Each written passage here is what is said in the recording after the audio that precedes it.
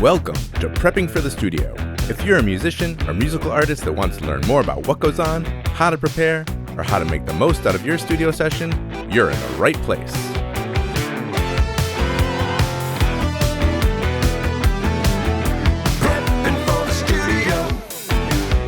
Hello, and welcome back to Prepping for the Studio, the podcast for musicians who want to learn more about what goes on in the studio, how to prepare, and how to make the most out of their time and money. I am Roy Silverstein, and I'm joined by my co-host, Brian Scheuble. Howdy doody. Nice hot day. Again. Yep. Say it every time, but we are like sitting on this like 80-something degree every day in San Diego, and kind of humid, which is not the usual. Yeah, it's not fun. But, you know, we're in a nice air-conditioned studio at Rarefied Recording, so we're fine. We're just fine.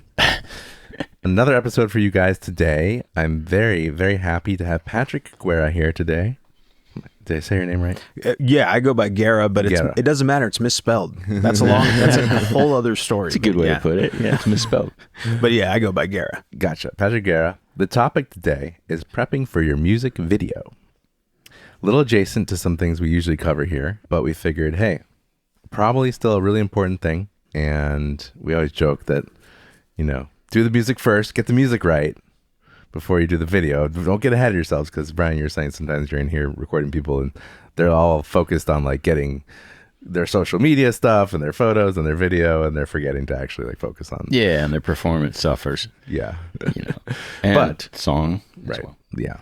But, you know, we're going to get into it, but I think music videos are still relevant. And yeah, I figured let's get an expert in, someone who's actually worked on them, and learn about how one would prepare themselves to make a video. But Patrick, tell us about yourself. Where are you from? How'd you get into doing video stuff, et cetera, et cetera? Yeah, I'm local to San Diego. I'm born and raised. I went to San Diego State University Film School. And just for reference, I was an alumni with Destin Daniel Cretton, who just had like the biggest... Oh, yeah. Like Spider-Man Brand New Day. Awesome. Yeah. So like I went to school with him. There's a connection to Rarefied with him because Joel P. West has done pretty much all the soundtrack work for him. And Joel has been a client of Rarefied for a long time. That's awesome. Yeah. Cool. So part of that whole circle of people and who came out of there. And I actually started in music videos right out of film school because I thought I was going to be a music video director. Okay. Guess again. Can still happen. I mean, and I've directed multiple music videos in my day, but I went right to Los Angeles and was a production assistant on many music videos in the early 2000s from guys like Mark Webb and Jake Nava and Rich Lee. These were guys that were just doing all the major big music videos of the time. And a couple of, I wish I could remember, there was a guy, like a rock and roll guy, who was just known for doing rock videos. And I'm so bummed I can't remember his name, but he did all the major rock videos of like the 80s and 90s that you could think of, Guns N' Roses, all these guys. Okay. Yeah. And I worked on a couple of his videos as well. So that was exciting. And I did end up getting one video on MTV. I directed a video for a band called Oceano, and the song was District of Misery, and it got on Headbangers Ball. All right. And I'm a big metalhead. Yeah. And that was huge. You made it. I was like, I did it. I got on Headbangers Ball. That's funny. Yeah, that's awesome. And so today you're more focused on working on what kind of stuff? Actually, I do a lot of directing of live events, which is... You know, that's cool. It makes money in this day and age, and that's fine. I also direct short films. Working on directing feature films currently. Like I'm gearing up to direct a feature, and then doing tons of web stuff. I mean, just web content that's what it is. Yeah, that's where it all is, and I'm sure you guys know all about that too. Right. Yeah. Well, the MTV thing, that was kind of where I was going to start with, because the music video really had its heyday, I think, in the 80s and 90s when MTV was king, right? And it was like a really big deal. I mean, this was like the way to like break a record was you gotta get it on MTV, and you gotta have a music video. So I'm kind of wondering, okay, well, MTV obviously kind of moved on from. It really did. Like almost right after my video was on Headbangers Ball, funny. It was like, I would swear in 6 months they were like, yeah, there's no Headbangers Ball anymore. Right. And I was like, oh my god, I just barely made it. Yeah.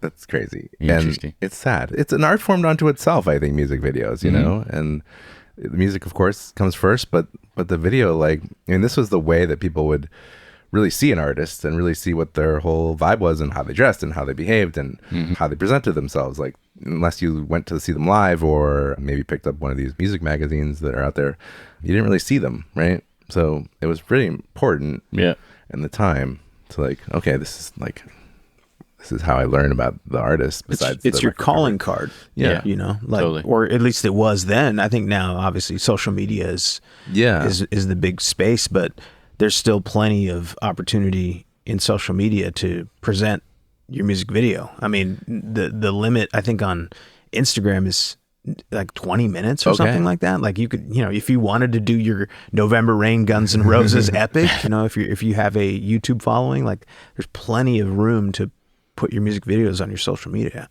Yeah. So that's kind of the question, is like, what's the relevance today of the music video in 2026? Like, you still see places like, for social media especially, you're saying? Absolutely. You know, like, even as a filmmaker, I have to do this. I have to create a fan base. I have a social media presence, and I'm constantly reminding people of who I am and my opinions and everything like that. I'm now kind of in the position that typically only musicians were in, you know, a few years backwards. Like, I got to put myself out there. People have to see me. People have to see you. The difference now is the music video isn't the only way they see you now. Now they can just see pictures. Now they can see you're in the studio, right? And they want to see the process. They want to be in on that. They feel like they're involved and invested in who you are. And so all those little small snippets, which are very easy to do with the smartphone that we all have in our pockets. So, you know, every musician can do that and give their audience, you know, a sneak peek behind the curtain. But I think where the music video comes in is where you grab newer audience and then also show your audience just exactly the kind of taste you're trying to make. Right. Yeah, that makes sense. So let's talk some numbers up front. That might be backwards, but I'm just curious, like, let's say maybe there's different tiers, I'm guessing, of doing a video, right? Like, you could do kind of a cheap and cheerful, you do something middle of the road. Like that, cheap and cheerful.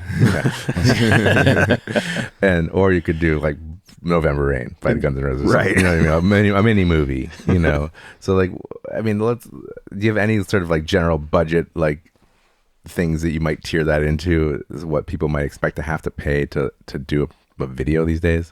It used to be a lot of money. I mean, back in MTV days when people would spend $100,000 or more, you know. Yeah, you know, millions for the big artists were spending millions on those videos. But this is funny because it's always the first conversation an artist comes to me with, which is, how much is it going to cost? Right. It's the other way around. Yes. I go, how much money do you have? That's really where you have to start as an artist, is how much can we actually budget towards this? And a lot of artists now are completely independent. They don't even depend on record labels anymore, which the record label used to go, here it is in your budget. Yes. So we have a budget for you, and you can put this much money towards a music video. The one I did for Headbangers Ball, their budget was $7,000. Okay. The label gave them that. I had to work with $7,000. Right. So you know, and that ended up on MTV, and I had to figure out as a director, okay, what can I, you know, do with that money? That's the information that I need. Gotcha. So the artist always comes to me with, well, how much is it going to cost? I don't know. You tell me how much you can spend. Yeah. If you can't spend $7,000, you're like, whoa, there's no way. Okay, so what is it? Yeah. It's like maybe 1,000. How about 500? Okay, if you're working in the 1,500 range, get your phone and do something fun with your friends.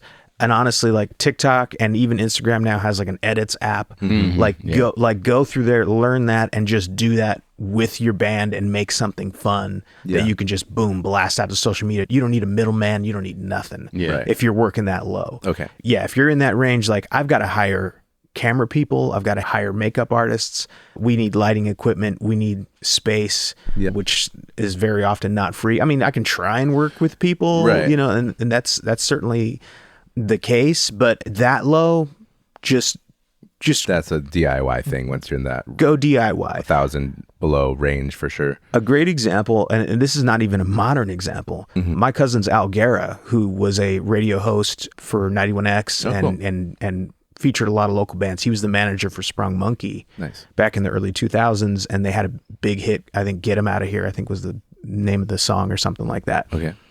they didn't have a budget for a music video. He went out, he figured out back then, he rented a 16 millimeter camera and went and shot it. As he wasn't a director, he didn't know what he was doing. They went off and did it themselves, and that was back in the early 2000s without any of the easy equipment that we have now to do it. Right. So when you're in that range, do that. Okay. Then there is mid-range. So now we're, we have like 10,000 to 10 to 50. Okay. Somewhere in there. Now you need to do your research and decide who's the right director for you. That's the big one. That was another question. Is like, how does one go about choosing or finding the right person for themselves? You're about to spend the big money.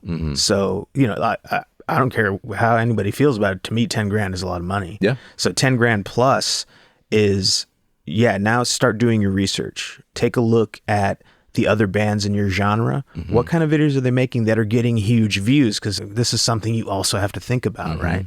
So you're looking at these bands and they're going, okay, these videos are doing great. What's the style of the video? What is it about that video? And then this is the important part. How do I set myself apart while still doing something that clearly delivers audience? Right. So you have to subvert the expectations of the audience and not just copy what other artists are doing, which is, it's always a knee-jerk reaction. Right. So many times an artist has come to me and goes, well, that so-and-so artist did this kind of video. We want to do that kind of video too. It's like, or do you want to be who you are? And, this is a very personal form of expression. The music that you make, it's coming from your heart and soul. Don't just copy a music video of somebody else. Look at that video and go, what can I do that is going to flip it on its head? And that's another important part of working in this tier is knowing your vision as an artist. Yeah. And just knowing like, oh, I really want to, I want to express myself in these certain ways, and then look for the directors that can do that. Because you're still at 10 to 50,000, let's say, you're still the one looking for the director. You don't have a label that's like going off and going, here's a list of directors' treatments that we're pitching to you.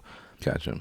So you need to be, looking on Instagram or searching on Google and going, director in San Diego, and then their Instagram page pops up. You see their work. Yeah. You still have to do all the work and all the studying and decide which directors fit into that. And then you don't tell them that number just yet. You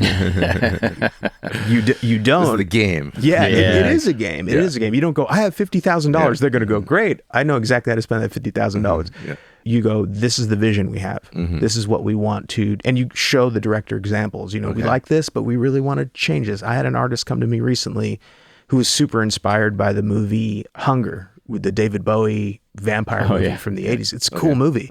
And they were really inspired by that. And I was like, okay, cool. What's your budget? The budget was very low.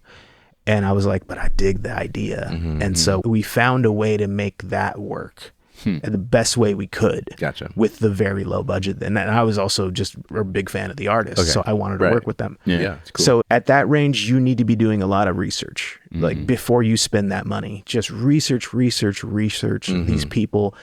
Reach out to the artists that they've already worked with. Ask them how that director was. Yeah. I don't believe in and this is kind of the old school way, was the blowhard director, who's a real jerk on set and is treating everybody like, it never made sense to me. Right. When I was running and getting people's coffee, the best directors were super thoughtful. They were firm and they knew what they wanted, but they were not jerks. They were not that Hollywood, that image of the Hollywood hotshot director who screams at everybody and throws nobody needs that. Yeah. Like it's, nor do you need it in the studio. Right. Especially you don't throwing coffee. That'd be really fun. Yeah. You don't want anyone throwing coffee in the studio, but you don't want them throwing it around, equipment and stuff like that. Right. So, reach out to those other bands that they directed for and go, how was so-and-so? Were they cool? Oh yeah, they were really cool, and they went above and beyond, and and all that stuff. Yeah, it's on you as the artist to take care of yourself in those situations. Yeah. That makes sense. Yeah, totally. Do your homework. In that sort of in between stage, 1,000 to 10,000, is there potential to hire someone still and do it? Kind of absolutely little more low budge, but absolutely, it's always worth it to reach out in that stage. 1,000's tough. Yeah. Especially in this day and age. I mean, think about it like this. As an artist, you've done your fair share of free gigs, but if you've gotten to a point where you or at least earn a minimum, and then somebody's like, hey, will you like play our little festival for free? You'd be like, dude, it's, at minimum we need like gas money and like food and all that stuff. So just think about it like that if you're really at 1,000. But if you are like $5,000 to, or $5,000 to 10 grand, there's 100% a director out there for you.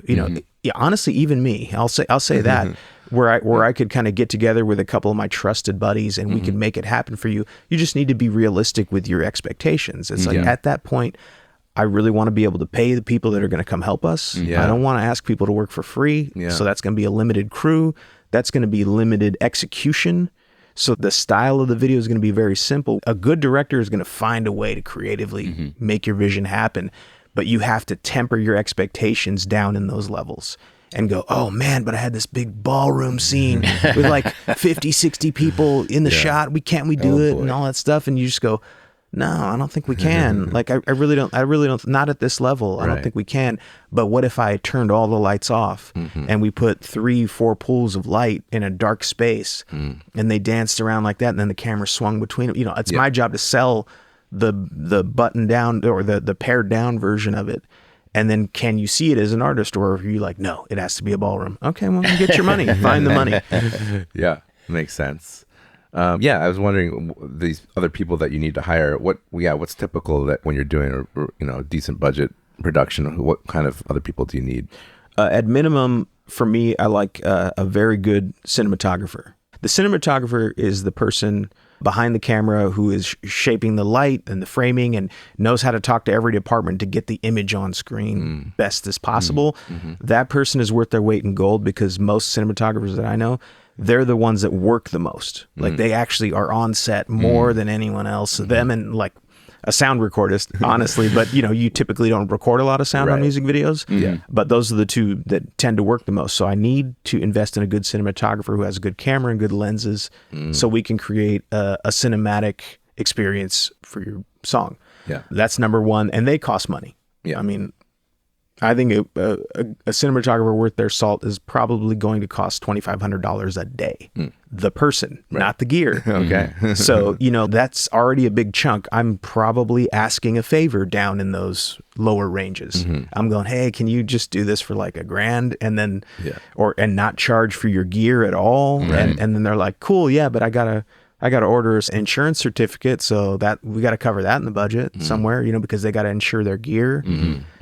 Just as we all insure our gear. And so that's the number one person. The second would probably be a hair and makeup artist. Okay. We're trying to make you guys look cool on camera. That's the whole point. A little different than just what you wake up and maybe do.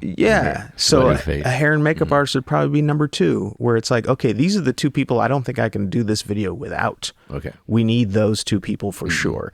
Then you start getting into, okay, are we going to have like a pretty interesting, backdrop? Then we probably need a production designer of some sort, somebody who builds sets, somebody who can, a prop master and stuff, someone who could probably wear a bunch of hats, but is basically dressing the area that we're in. That's another critical person, again, depending on the execution of the music video. But like, for instance, so I did the $7,000 music video for MTV. Guess who the art director was? Me. Because I had to rent the studio space. So that cost money. We had to rent the gear from SIR. Sorry, I rented. What's that? Sorry, I rented. Yes. We had That's the nickname. And like, for instance, okay, so this was a heavy metal band. The drummer had to he couldn't have his regular cymbals, because it's not going to work for what we're doing. So it has to be these dull cymbals, because we're going to be playing all day in a room. I mean, that's an ear hazard for people on set. To just have cymbals blasting all day. So they have to be dead cymbals. So you got to rent those specifically. And so he's like dead cymbaling all day. It looks real. But you can't just have that going all day unless you have ear protection for people and all that stuff. That's a little weird on camera, at least for the people. Right. So earplugs. So I'm renting all that stuff. So I was at my mom and dad's house, like taking old wire hangers, because I had this like photo motif going on. So I'm like creating all of the props for this myself. Wow. That's wild. So there's all those little things to consider. unless you're just doing a performance video, but even that was a performance video, I just needed to add some sort of like an artistic element to it to make it that much more interesting and dynamic. Yeah. But even a performance video is going to cost money. Right. Yeah. That does seem like one of the simplest things to do is like just get in a room and play and then film it. Yeah. But yeah. And and I think even most bands these days want to go above and beyond that. And that's completely understandable. But the minute you start thinking about that stuff, it's going to cost more. Totally. Yeah. Okay. So definitely if you're going, at least semi decent budget, you're going to want a cinematographer and then the hair and makeup person, and then it goes up from there. Maybe these other people too. Yeah. Cinematographer, hair and makeup are going to make you look cool, right? That's what you want as an artist. You want to look cool. Please don't skimp on those two things. Understand the value of them, because you're presenting yourself to the world in that way and you want to look like a rock star. Everybody does, of course. It makes total sense. Yeah. Rock stars look like rock stars because they had hair and makeup people and like the best cinematographer like on the planet. Like, okay, the guy who shot November Rain and all that, he was the cinematographer on the original Texas Chainsaw Massacre. Like, he's a real veteran who's been shooting for decades by that point. Right. And that's why Axl and Slash looked amazing. And then they had the best makeup artists in the business working on their hair, working on their skin. They're putting makeup on Axl and Slash's face. You don't see it, but that's their job, is to make it look seamless and make those people look perfect and godlike. That comes from the makeup artist and the cinematographer. You don't want a shiny face. You don't. Yeah, all that little stuff. Yeah, little details. In terms of maybe like the timing of this, because like I can imagine some people wanting their video tomorrow. Like the song's out and they're like, oh yeah, we probably should have a video and promote this. But realistically, like what kind of time frame should people be trying to keep in terms of starting to talk to someone and then the actual process of filming and editing, and how much time does this take? You have to know, like, if you want the video to drop the day the song drops, then you need to be thinking about it minimum 3 months earlier. Okay. Minimum. Yeah. And that's really depends again on your vision. But yeah, you need to think about it ahead of time, only because there's so many logistics. There's so many little variables. Is this like a narrative style music video where there's going to be actors, portraying something in there? Actor schedules, good luck, especially if you're not paying them. Oh, they're gonna change dates on you, or they're just gonna all of a sudden not be available. Yeah. You don't want that happening like 2 weeks before it's supposed to release. You want that video in the can, meaning done. You want that video done a month before you're going to release that song. Whatever it is. Yeah. You want it ready, and then for that month before the release, you're teasing it. You're teasing little images of it. Yeah. So, yeah, you need 3 months, where the first month is the research and landing it process and allowing the director and the production to prepare. Then you want the month where they actually shoot it and edit it, and hopefully the turnaround can be that fast. Yeah, it sounds like you could easily need more time than this because people are busy. People are busy. Things happen. Especially if they're giving you a hookup, right? And they're not paying, like for instance, I'm not paying an editor. I have to edit it myself, but I have a bunch of paying work I have to do. Right. And you also need to be very clear about the deadline with your director or the producer of your music video. You need to be clear when it's needed, so that can be realistic. So yeah, at minimum 3 months thinking about it. I worked with an artist a couple of years back, and she was a year out from dropping the album, and she wanted the video, so she reached out to me, and I think we worked on that for like 4 or 5 months, just in like the logistics phase and like really getting creative, like dialed in and all that stuff. And then execution was probably almost 6 months out. Yeah. So that was her. That's how she wanted to. That's how prepared she wanted to be. That's good. It was good, yeah. So, but I would say bare minimum 3 months, knowing that last month is all about kind of teasing, promotional photos. Are you hiring a photographer for the music video? Right. The photographer comes in and takes photos of you in the look. Gotcha. And it helps create the style that's going to kind of usher into the campaign for the whole album or whatever. Those are things to consider, and you need time to do that. Gotcha. That's great. And now, a word from our sponsor, Rarefied Recording. Oh, that's me. I would be remiss if I didn't mention my studio, Rarefied Recording, and the services I offer there. The studio itself was built from the ground up, from the masterful plans of Mr. Wes Lachaux. so it sounds fantastic both in the control room and the live room. A 32-channel Neve Genesis console holds center court and is complemented by a wide array of outboard gear, instruments, and microphones. Your music will be in good company. If you live in the San Diego area, just head on over to rarefiedrecording.com to learn more and book a tour. If you aren't lucky enough to live in San Diego, you can also hear examples of my mixing work. That's RAREFIED recording.com. And now back to the episode. Yeah, I think we've kind of touched on it, but in this whole build up and the doing of it and everything, yeah, maybe walk us through the sort of your process when working with someone. Like, where does it start with the conversation about the ideas, or? Yeah, down in that range, it's talking about what are you looking for? Mm-hmm. You know, I should be, as a director, I should be asking you a lot of questions, mm-hmm. and trying to get an idea of how to shape it. There have been times where I've pitched on music videos. That's different. I think that's at a kind of a little bit of a higher tier. I'm there with a row of directors trying to curry your favor. Okay. Because I've already heard the track. They've given me the lyrics, and this is the label's done all this. Yeah. And so now I'm trying to win you over. Yeah. But down in the more DIY level, it should be a conversation, you know, and you should have this conversation with multiple directors too, and just see like, oh, you know what? I think so-and-so actually gets my vibe better than Patrick does. Mm-hmm. Then go with them. Right. You know, like you're investing in yourself. You have to do what's right for you. So that would be the first step. And then the second step is then on my end, I'm starting to conceptualize like how it's going to look.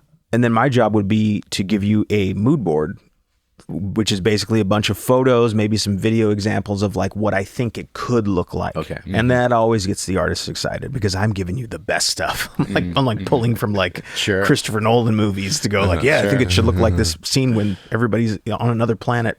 But basically you're trying to give the artist an idea of how you want it to look. Mm-hmm. And then as an artist, you can just go, oh yeah, that looks cool. Or you can push back, and it's okay to push back. Yeah. I think maybe music artists think like, oh, I don't know anything about how all that works, so I guess fine. Mm-hmm. But if in the back of your mind, you're like, oh, that's actually not really what I want to do. Say it. It's your money. Right. And it's the way you're presenting yourself. 100%. Mm-hmm. So don't be afraid to speak up. Always, you know, again, I always encourage like respectful conversation and stuff, but just be like, you know, I don't think we're not really looking for like a sci-fi look. I had a band do that once. There were some elements that I wanted to add in, and they went, you know, like I think this one element really doesn't like fit for us. Mm-hmm. And I was like, okay, great. Yeah. We'll take it out and we'll do something else. That's how a director should respond, right? You're paying for all of this.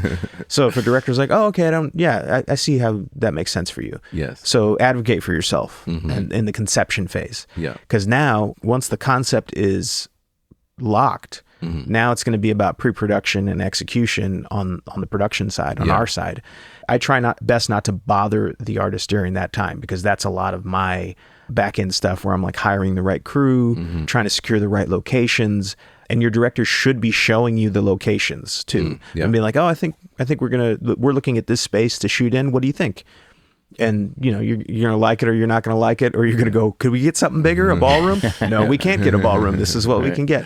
So it's there's like that pre-production phase, and then you get into, I would say, shoot day. Yeah.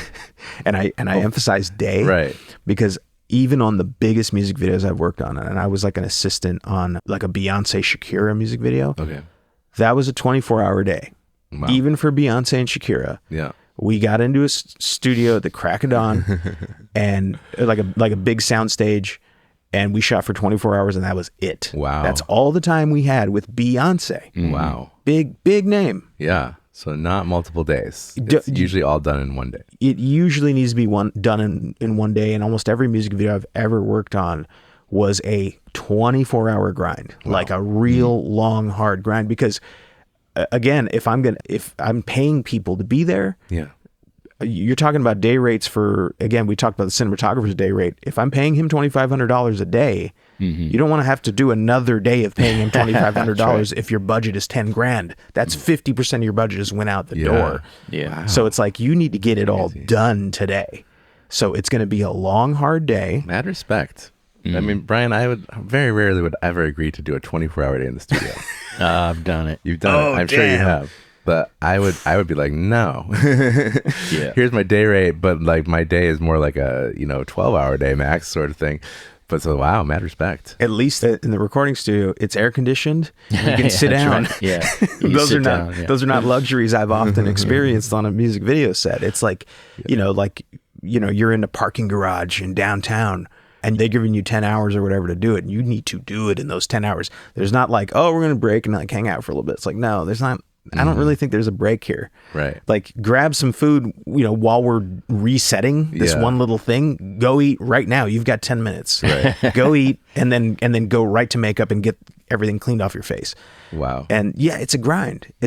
Music videos are almost always a very, very labor intensive day where you're just shooting nonstop. So, and I'll say this, I've been on a couple of heavy metal videos where the drummer, with his double bass and all that, was just pounding Red Bulls all day, thinking that's how he's going to get through it. You need water in your body. Yeah. Because if you're doing that double bass all day, the drummer works harder than anybody on a music video set, like on camera. Right. On camera talent, because they're almost always in the background of whatever performance shot you're doing. Yeah. Right. So he's pounding Red Bulls. He was cramping up at about hour 12 and he's like, I can't double bass anymore, dude. Like, it's not happening. And we were like, we have 10 more hours of shooting. Yeah. Like you do have to be double basses. So someone had to go get him electrolytes and all this stuff. Yeah. Like it's, you need to be physically prepared for that day. So get a lot of rest the night before. Don't go partying the night before. Be a rock star the day after. Get your rest. Drink a lot of water, stretch. I don't have to tell performance artists what to do, but that day you need to be physically capable of handling a 20-hour day minimum. That's great advice. I had no idea. Wow. Yeah. I mean, I say that, and then some people are like, "Dude, I shot a music video in 4 hours." It's 100% possible, but if we're working in that sort of middle ground, that $5,000 to $10,000 where you're trying to really make it stretch and really make an impact, like. That's the kind of effort you got to put in. And then of course, anything 50 grand and over, you're putting in major effort and it's going to have to look great. And you only have this small window to get it done. Yeah, man, that's crazy. I would have imagined, we'll shoot this day and shoot that day. But I'm not saying that you can't piece it out like that. That's certainly possible. And I think even the more simple and the more boiled down videos, the more likely you are to do that. Be like, hey man, we'll meet on Saturday. We'll shoot for a couple hours, and then I'll meet the next Saturday and we'll shoot a couple more. But that's on the very low end, and it might take a lot longer for that video to get out. Right. Because you're doing it in small little pieces. Right. Okay, so the big shoot day, and then what happens after that in the process? After that, it's going to go into post-production, and likely that's also going to be a pretty quick turnaround. Just depending on what the needs are. So like the big thing is obviously editing it, which to me is the most fun. Like it's really fun to take all those images and cut them to the music. Yeah. It's more fun to edit to music than it is to just edit like a standard narrative. Right. It's easier to find the rhythm and the pace because it's been set for you by the artist. Right. And so the edit itself, in my opinion, the physical cutting of it won't take that long. But don't, as an artist, go, can I see it? Can I see it? You want to see the finished product. Right. Okay. That's like a fan of your music or somebody going, can I hear it now? And you're like, dude, we haven't done the mix. We haven't done, nothing is ready. I'm not showing you the unfinished, unmixed, unmastered version of this. Right. That's why I don't usually have people sitting behind me when I'm mixing.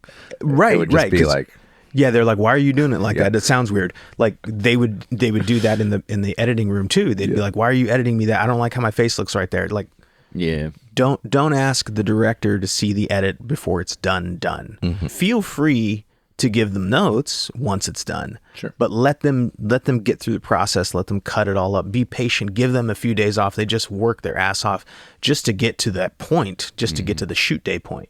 So give them time to get into the editing booth and cut it all together and make it look great and get it at least to like 90%, because then they know they're going to have to show you the edit and go, okay, what do you think about this?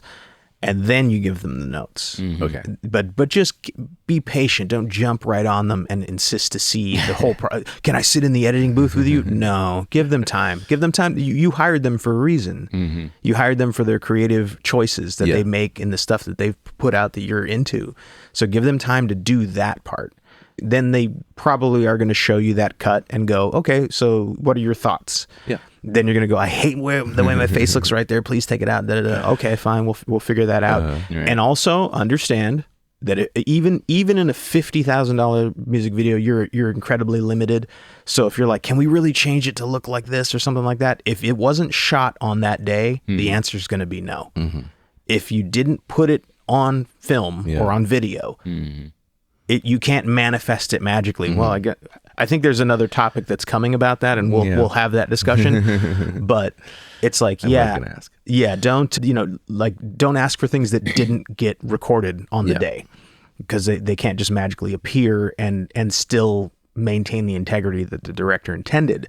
And then the director will take your notes, probably go implement those, and then show it to you again just to make sure, like, okay, so I made the changes, you see it. And then you might go, actually, take it back to the one you did. I liked it better. And that's fine. And the director should be prepared for that. Yeah. Right. Same thing in audio. Yeah, totally. And then they'll finish it off. And so the finish will probably be color correction. And that's another thing too. If they show it to you and it looks kind of flat and milky, and you're like, oh my God, why does it look all, it's because it's not color corrected yet. Okay. You know, they probably captured it in a raw form. Yeah.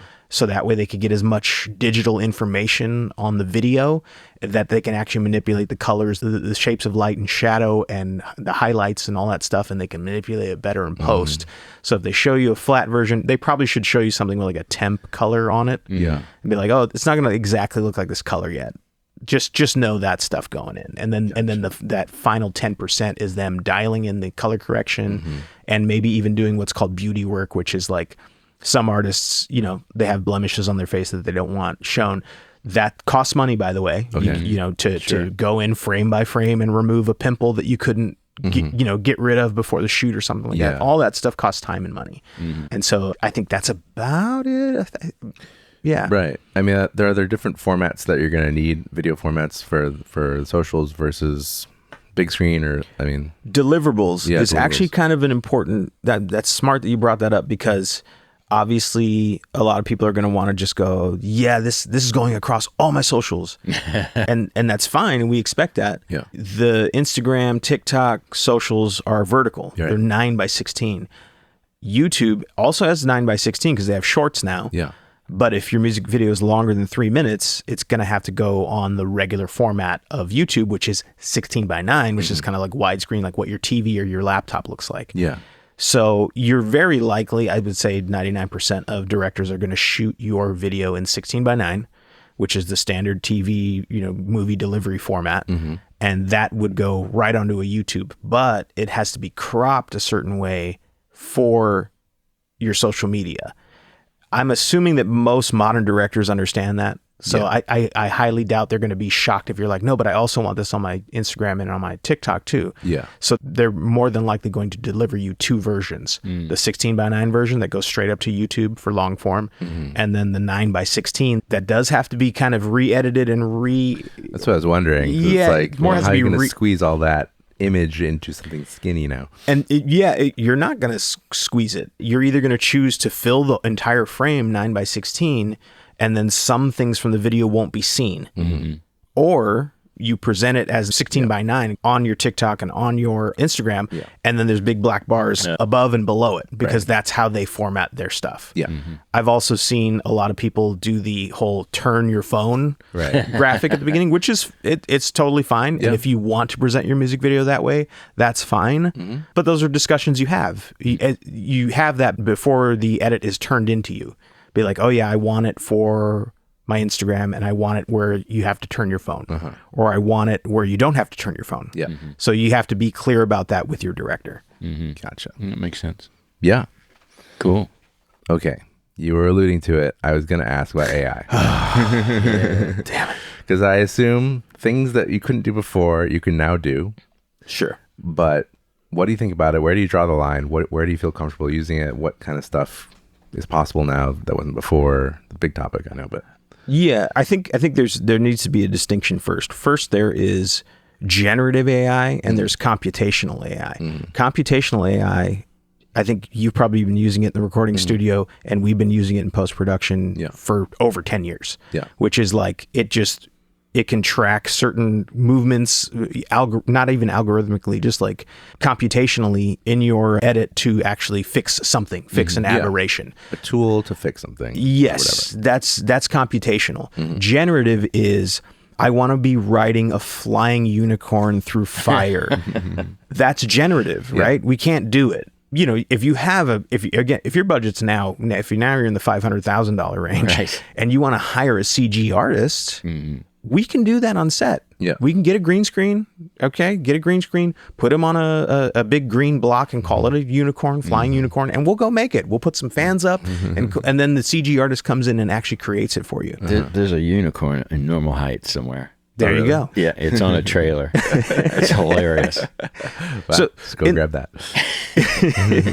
in the higher budget stuff, that's possible. Yeah. Yeah. To have a CGI artist go and generate it for you, go and make it. You know, sub a certain amount of money. No. Yeah. That you're not, unless you hire a director whose specialty is digital effects. Right. Like they just make everything digitally themselves. And even those guys these days are probably using AI anyway. Yeah. If you come to me, I hate generative AI. Genuinely, I hate it. Yeah. And I would relate to a music artist this way.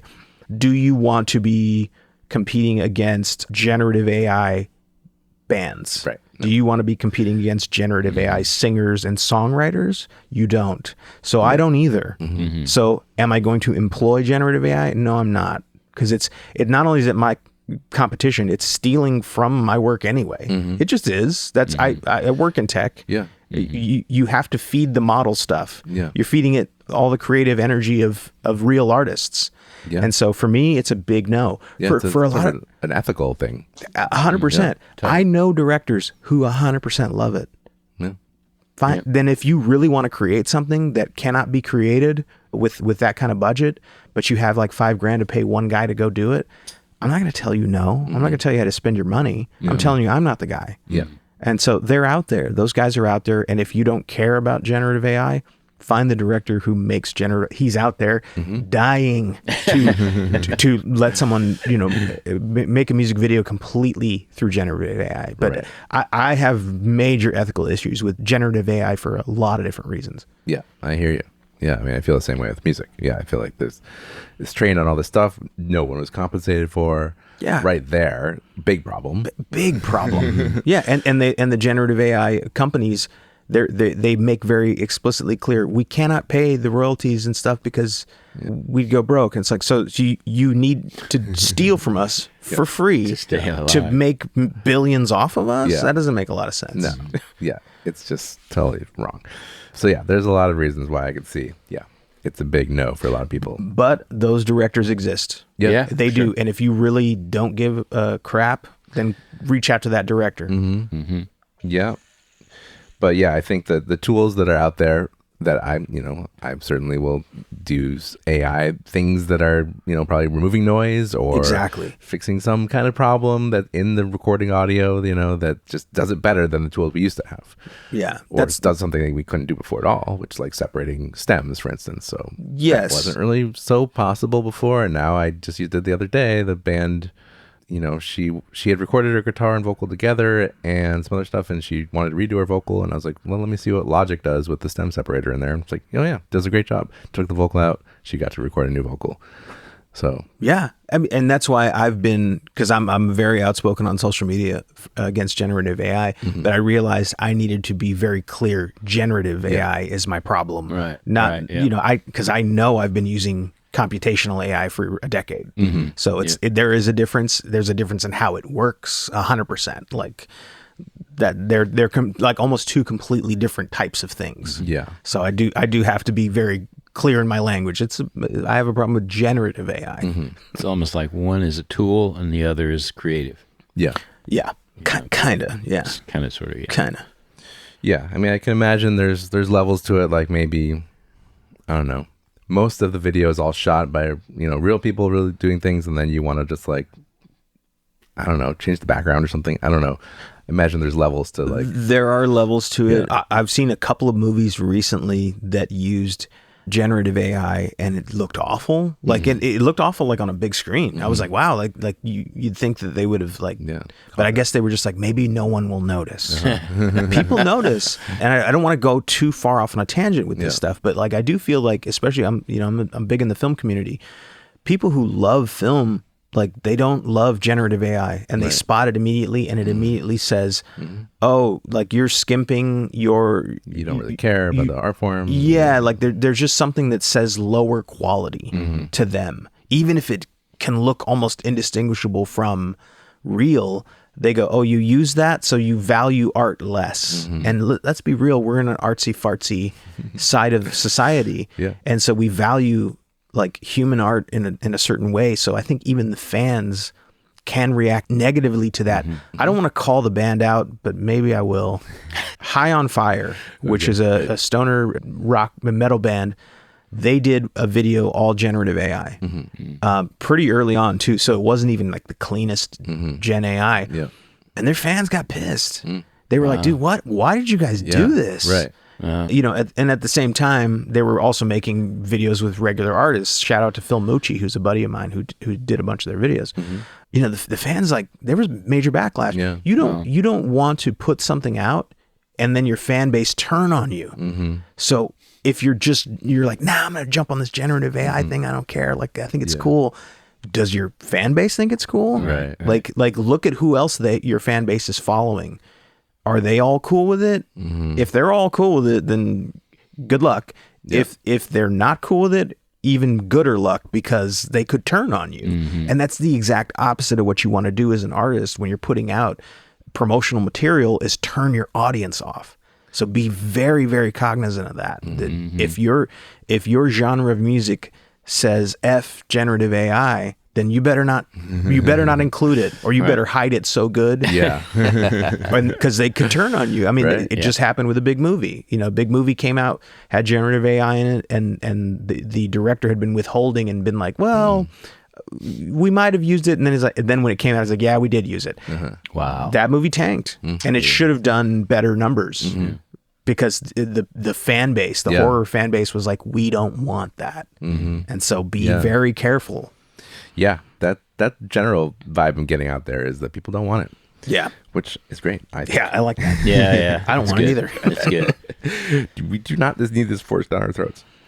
Okay, let's see. I have a question here about, what do you think is really working today with audiences in terms of the type of video, or just generally speaking, is there something that seems to be really resonating? That's the hardest question to answer, because you have artists from completely different genres. Like there's so many genres and subgenres that all like their little thing.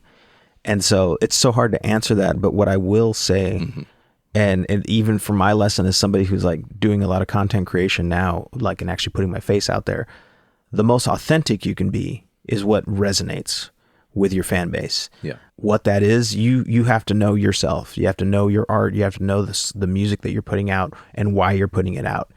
And I think that if you have a hold of that, whatever creative video that you put out to represent that will resonate. I think that's the trick. But you really got to know yourself. And I've seen it for so long. I've worked with a lot of like up and coming pop stars. Like they wanted to be the next big pop star thing. And you see them kind of emulating other pop stars.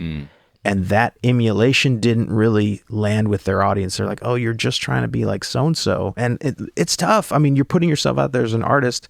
You're being vulnerable, right? So it's kind of safe to hide behind something that you know already works. And so you're like, I kind of want to just look like Rihanna. Okay, I kind of want to look like Taylor Swift or whatever. Okay, but we already have Taylor Swift. How do we excite people for who you are? And so you have to do a lot of like internal work and go, who am I as an artist and why am I putting myself out there? I think that content that is guided by that is what's going to resonate with audiences. Makes sense for the music part too. It's like, don't just copy. Like we said that way early in the podcast, but you gotta give something authentic and something new and something that's you. Something that's you is as I think the simplest way to say it. Okay. We kind of already talked about the, what you got to do these days. I was going to ask, thoughts on strategies for getting your music video noticed, because, cool to make it, but just like with music, like how do you get people to listen to it? How do you get people to see the video? We talked about socials, but like... It's It's, I think every artist now knows like that you have to be constantly promoting yourself, right? Hustle.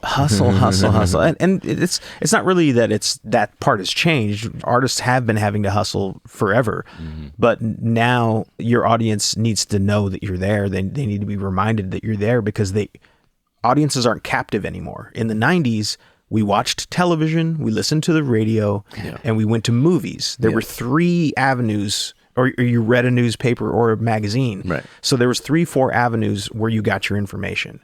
Now you can choose where you get your information.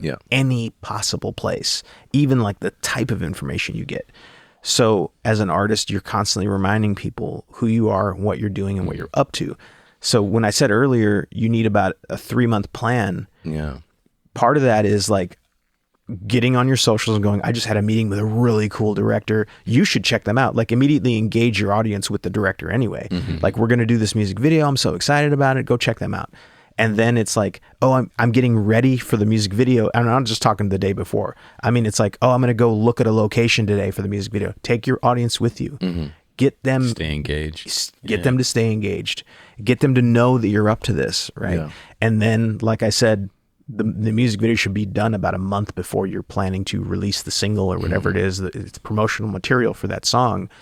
So you're teasing little snippets, and that's another ask that you're going to be asking from the director. Is like, can I get little cut downs of just like this little part of the performance, or really it's the hook that I really want. So can we just get the hook, or can we get the chorus or a little piece of it here or there for socials for that month leading up to it? And you're kind of teasing that. Is it every day? Is it every other day? You have to know your fan base. You have to know what your social media is asking of you. And you're doing that, and you're constantly you're doing this like soft rollout. So that way, when the day comes, it's there and your audience is prepared for it. Have that countdown day. Be like, it's 1 week till the video drops. So people know. Stuff like that. It's a lot of work. It's a lot of hustle. You're doing a million other things, I know, but that's what's going to get, when the video drops, people should know when and where it's dropping. That's on you. That's on you and your team to make sure that you know that your audience knows when it's coming. Some people seem to do these like exclusive drop with some particular like blog type website or something like that. Have you noticed that? I've done music videos with artists in the past where they had a blog site drop the video. And it was initially, I guess, probably. And and again, that's knowing your audience. So it's like, oh, my audience, we all subscribe to this blog or this Substack or whatever. And if it goes through them, cool. I still believe there needs to be run up even to that. So it's like, are you partnering with a Substack? Are you partnering with a blog? Engage people ahead of time so they're not like searching for where that is. If you're going to post where people can watch it, don't forget to post the link like right there. The big thing is like, so Instagram stories or whatever stories you're using, Facebook or TikTok stories, they have a function to put that link in there. Drop it in there, and that button needs to be right there, big, easy for people to see, and it needs to go directly to your video.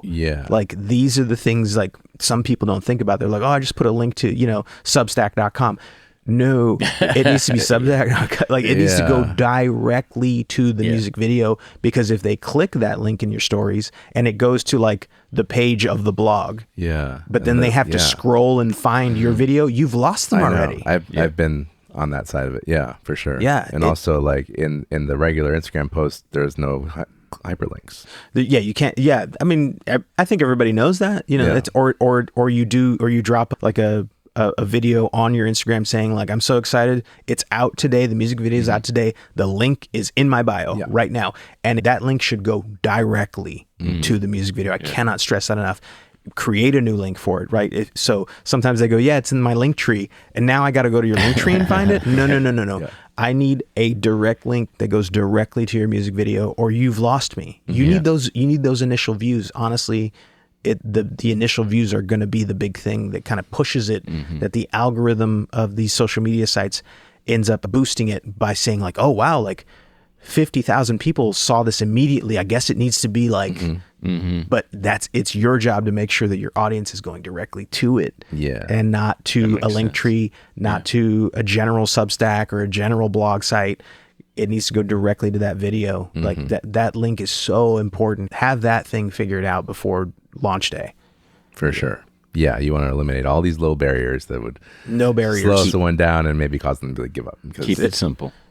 I know we've all done this where like we open the phone to text somebody, but like our Instagram's already open or something, and we start there. Yeah. We're like, wait a minute, I had to go. Yeah, that's how quickly you lose people. Yeah. So if they click a link and they don't go straight to your video, they're like, oh, well, what's this? This is some other artist. This is cool. Yeah, like they're immediately onto something else. You got to get them right to the video. Yeah, this is how we all have become now. Just very low attention span, very quick to switch from one thing to another type of people. But we've been trained by the algorithm. It's the world, man. Yeah. Yeah, my last question was about crediting. This is one of our pet peeves in audio is sometimes we don't get our credits. Who should you be crediting? How should you be crediting the people that worked on your video? It's again, that's another thing that's typically done totally through social media these days. As an artist, when you drop the video directly on your Instagram, cool. Yeah. Under that should be, whatever your statement on the video is first. It's still, you're an artist. It's still about you. Yeah. And then as the director, I really love a little bit of acknowledgement because I probably busted my ass for a month straight to make it happen for you. Mm-hmm. So directed by the beautiful and talented director Patrick, and obviously include their handles so people can go to them and check their stuff out. Yeah. And then get with the director ahead of time and make sure that you get all the other people that need to be mentioned. The cinematographer, the hair and makeup artists, the editor, the colorist, all these things. I do see it a lot on social media, and I see a lot of artists do that, and they're crediting everybody. There's this long list of credits, and I think that's worth it because those people worked really hard, probably for lower than what they're normally paid to do for you to make you look cool, to make you a rock star to the world. It's just important to acknowledge those people. If they don't have social media, it's cool, but put their name out there and their credit and their title, colorist by so and so and stuff like that. That stuff goes a really, really long way. That's great. Yeah. So it's not typical to put anything in the video itself, per se. Some videos do that. If the style allows it, where it's like, oh, this is kind of a narrative style. At the end, we run credits. Like that's stuff you talk about, ahead of time before you ever do anything. Just keep in mind that credits also cost time and money. Like to generate credits and make them look good on screen. That's going to take time. True. Yeah. Okay. Cool. Any other questions you might have, Brian? No, I'm loving this. This is great. Thanks. Yeah, really appreciated this conversation. Well, if people want to get in touch with you, Patrick, what's the best way? They can visit me at Director Patrick on Instagram and TikTok, and you can also check out my horror podcast, Rewind of the Living Dead, if you love horror movies. We talk about horror on there all the time. Nice. We got a Patreon too, patreon.com/Rewind of the Living Dead. Right on. For all your horror good news. Cool. Awesome. That's great. Okay. You guys go check out Patrick, and I hope you enjoy this conversation, and we'll check you on the next one. Peace. Yeah. Peace out. That's our show for today, folks. Thanks so much for listening to Prepping for the Studio. If you enjoyed this episode, please leave us a 5-star review on whatever platform you listen to your podcast from. And don't forget to subscribe and tell your friends. Episode info and my ebook, A Musician's Guide to the Recording Studio, are available at preppingforthestudio.com. If you have any questions, feel free to reach out there. Prepping for the Studio was recorded and edited at Rarefied Recording by me, Roy Silverstein. Theme music written by myself and Ariel Levine. Performed and recorded by Ariel Levine. Many thanks to my co-host Brian Scheuble and you. Best of luck to you and your musical endeavors. And remember, as Alexander Graham Bell once said, before anything else, preparation is the key to success. We'll see you next time.